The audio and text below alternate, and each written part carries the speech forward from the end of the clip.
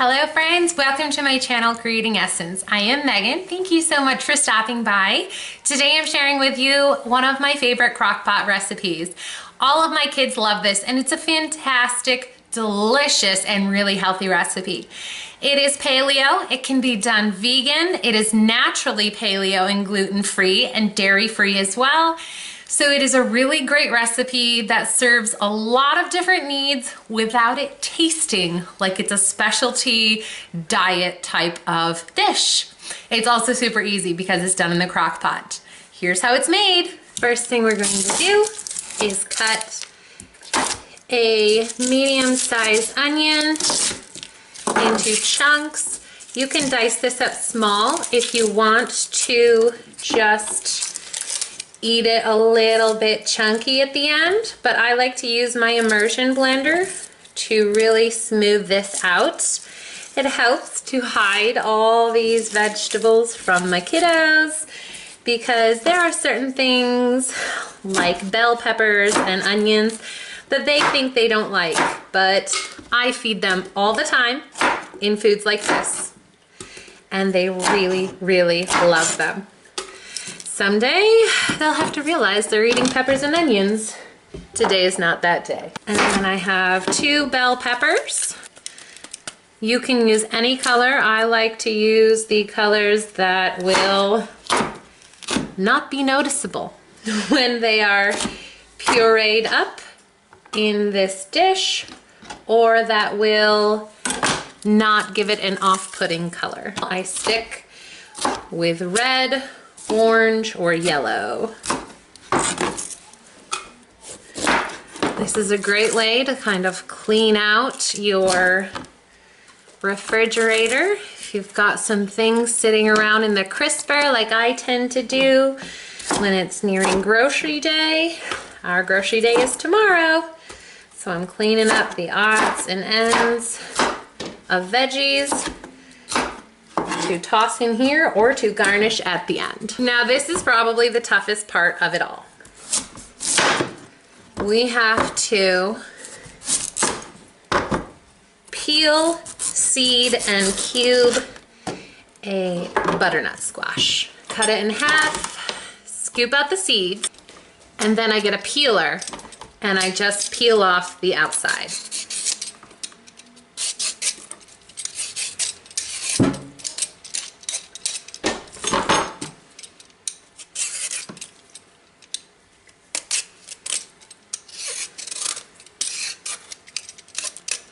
All right, and now I just cut it into chunks that are going to be about the same size as those peppers and onions I tossed in there.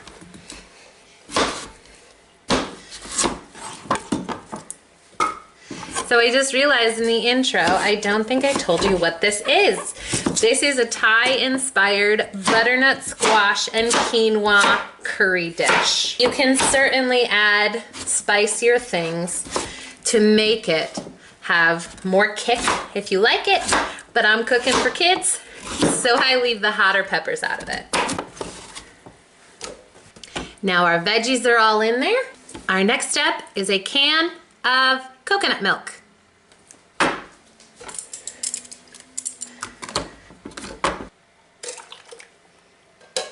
And next we have chicken stock. You can use vegetable stock if you want to make this vegan.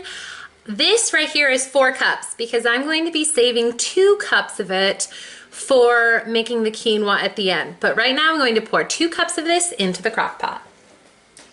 And here we have some red curry paste, 1 to 2 tablespoons. Next we need ginger. Take a nice chunk about 1.5 to 2 inches long, and this is going to be pureed, so I don't worry about peeling it.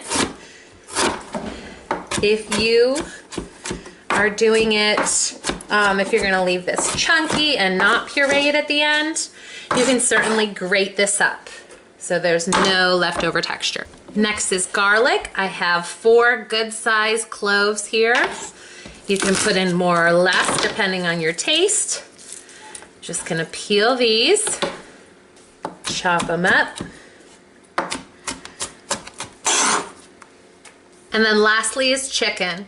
I'm doing this paleo, not vegan. You can leave the chicken out. And then I'm cutting them in half to make them a little thinner so they cook through. And I lay them across the top of everything that's in the crock pot. And now I'm just going to sprinkle some Himalayan pink sea salt over the top of this. Cover it and cook it on high for about 4 hours or low for about 6, whichever you have time for. The crock pot's almost done, so now it's time to start the quinoa. 2 cups of chicken stock, 1 cup of quinoa. Going to turn this on high. This is homemade stock, that's why it looks a little gelatinous. As it heats up, it's going to melt and be regular stock and be perfect. So we're going to put a cover on this and bring it to a boil. Let me take a look at the crock pot. The chicken is cooked all the way through and it's bubbling nicely, so it is done. Turn the heat off, pull the chicken out, put it on a cutting board here. Going to let this cool for a minute before we shred it. So I'll get out the immersion blender for this part. I'm ready to go with the immersion blender here. You can just stir this up to break up the chunks a little bit and serve it as is, or you can put it in a blender, but I really like my immersion blender for this job.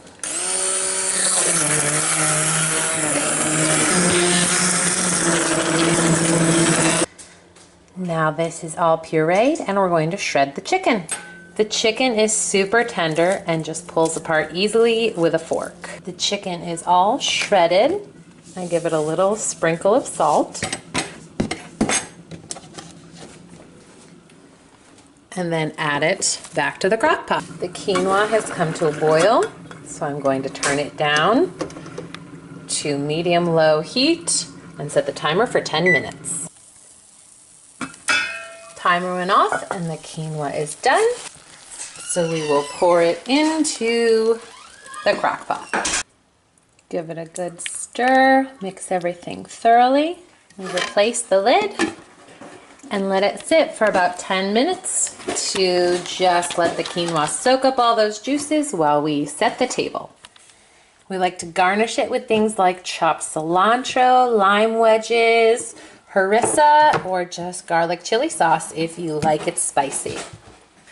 I hope you enjoyed this recipe. This is one of our favorites, and it is one that we like to make year-round. It is super simple.